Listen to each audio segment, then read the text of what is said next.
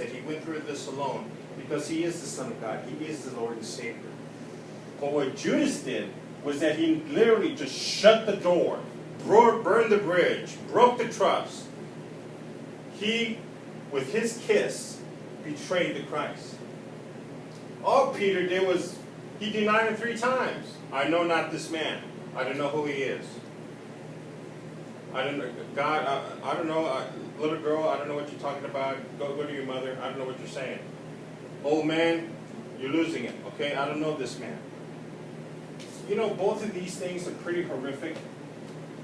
And when you look in the 4 Gospels of Matthew, Mark, Luke, and John, the betrayer and the denier of Judas versus Peter, there's really no good that you can say about this situation. How do you betray someone and how do you deny Christ? That's a good question. When you betray the Christ, you willfully choose to reject him. You willfully choose to not only reject him, but you turn your back to him. You ignore him. He has no relevance in your life. You deny him as the Son of God in your life. You reject him for who he is. You reject his love. You reject his blood. You reject his spirit. You reject everything about him. All Peter did was deny him. I don't know this man.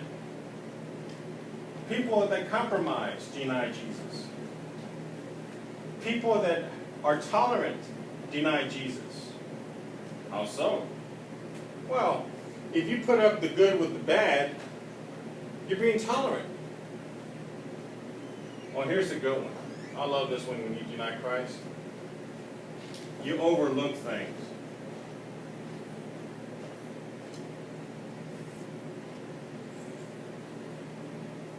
Now, I want you to compare this. Let's add this one here. That's a dandy. Rebel. You look at all this list here.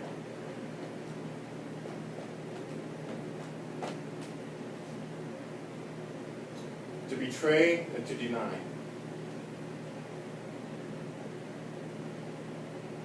Why do we deny Christ? Why are we like Peter sometimes and not know who he is? Because what we're doing with the Christ is this, is that what we're doing is that we're doing it for convenience. We're doing it when it's acceptable. You're in danger of doing this. Don't reject him. Don't rebel against him. Don't ignore him. Because what you're doing is that you're doing the Judas. You're kissing him on one cheek and you're slapping him on the other. Peter, you're denying him. When you compromise, when you're tolerant, when you're overlooked, you're basically denying the Christ. Verse 75 says, and when he denied the 3rd time, he went out and wept bitterly. He found out what he did and he wept. That shows us. That showed us that he cared about God. I want you to worry when you sin against God and you don't feel any remorse or regret for it. When you sin against God and you don't feel anything in your heart, and cold-blooded, you better worry about this. Let's look here at Matthew. And I know I like John too, but I like to stick with Matthew here. And I want you to go here to verse, starting in verse 19, the judgment. After he was taken in on this Passion Week, when he sat down on the judgment seat, his wife said unto him, saying, have thou done nothing to do with that just man? For I have suffered many things for this day in a dream because of him. Here was the point where Jesus was sitting on the judgment seat, getting ready for what's coming ahead. And I want you to go back to verse 16. And they had a notable prisoner called Barabbas. Therefore, when they were gathered together, Pilate said unto them, will ye on this day will ye have relation to Barabbas or Jesus, which is called Christ? This was the Jewish tradition, according to the Roman government, when they would release a prisoner, give him clemency. I mean, he would be free. The 2 choices were this: Barabbas, a hardened criminal, or Christ, the Son of God. In verse 19, the wife said, listen, I've suffered many dreams because of this man. I believe that God tells us in our dreams things that will happen. God warns us of things in our dreams. Do not take our dreams lightly. God communicates us through them. Ask Mary, because she can tell you all about that stuff, and Daniel as well. But the chief priests and the elders persuaded the multitude that they should ask Barabbas and destroy Jesus. Political pressure mounted and said, we need to get rid of this Jesus. Jesus is undermining the chief priests. He's undermining the Roman government. He is a rebel. He will never submit to our ways and our laws. He calls himself the Son of God. He went around doing miracles. He was healing people from their blindness and their deafness and all their sicknesses.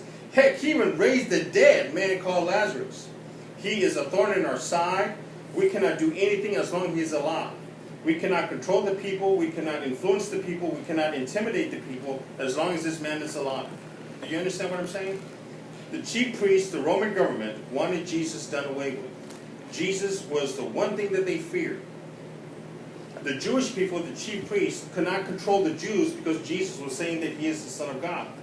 The chief priests cannot control the people through their rules and their traditions and their rudiments because Jesus was alive.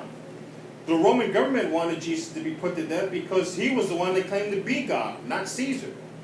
He was afraid that he would overthrow the Roman government. One man was causing all these headaches for a lot of people. And the only way that they could do away with him was to kill him.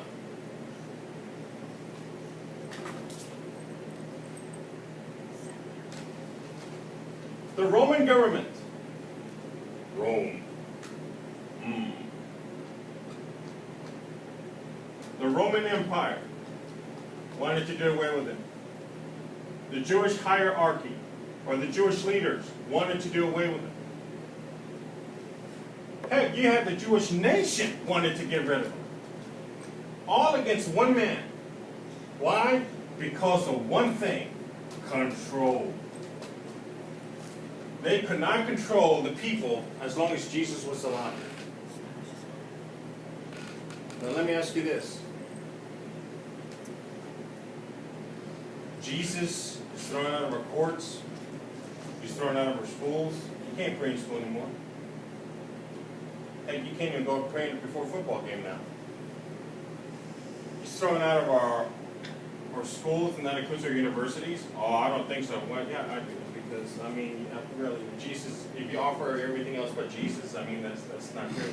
All of these is taken out. The courts, the schools. So when it comes to the law, we want them out. When it comes to education, we want them out. Hey, they're trying to get in God we trust off our money, the economy. Heck, we're trying to get them out of our money.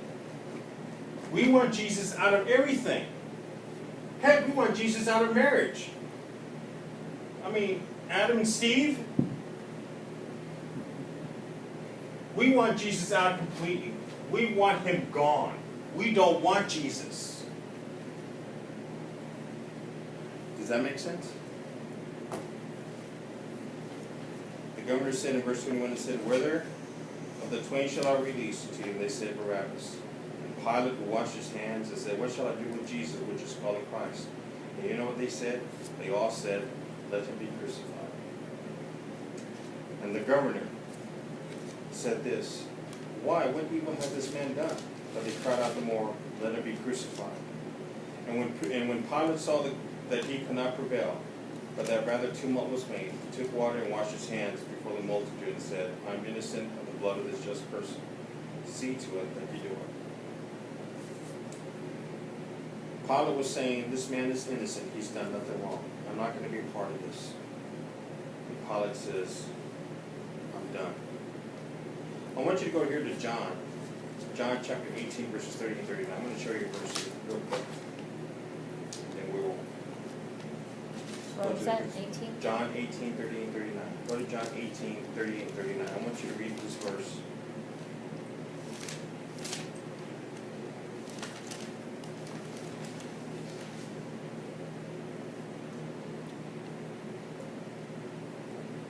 Yeah. 37 through 40. I'm going to go to 37 through 40. John 18. Pilate therefore said unto him, art thou a king?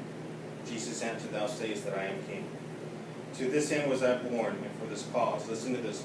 For this cause I came into the world, that I should bear witness unto the truth. Everyone that is of the truth shall hear my voice. Pilate said unto them, What is the truth? And when he had said this, he went out again unto the Jews,